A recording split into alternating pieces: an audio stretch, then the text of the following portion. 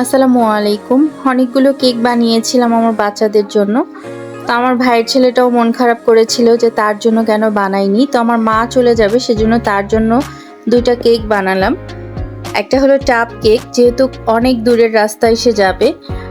তো চিন্তা করলাম যে তাকে টাপ কেকটাই দিই। এই টাপ কেকটা আমি ১২ ইঞ্চি বাটিতে করেছি।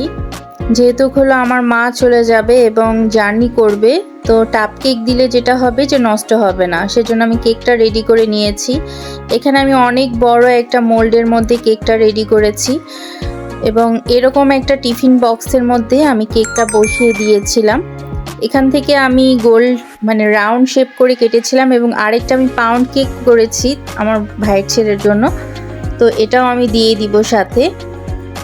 রাউন্ড করে আমি কেকগুলোকে কেটে দেন হলো শেপে শেপে বসিয়ে দেন আমি ক্রিম অ্যাডজাস্ট করে দিয়েছি এবং সেই সাথে চকলেট চিপস, সুগার বল আর স্প্রিঙ্গলস আমি অ্যাড করে কেকটাকে ডেকোরেশন করেছিলাম এবং নজল দিয়ে রোজ করেছিলাম।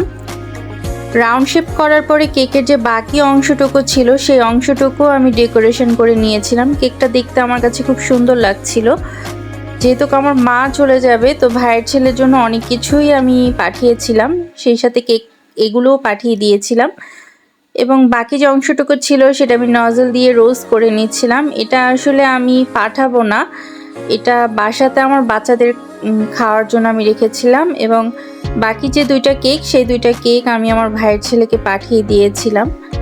আমার কেকগুলো আসলে কেমন হয় সেটা যারা আসলে খেয়েছে তারাই বলতে পারবে। তবে নর্মালি বলবো যে আমার কেকগুলো আমার কাছে প্লাস আমার ফ্যামিলির সবার কাছেই ভালো লাগে। আলহামদুলিল্লাহ, ভালো লাগলেই ভালো। Thank you.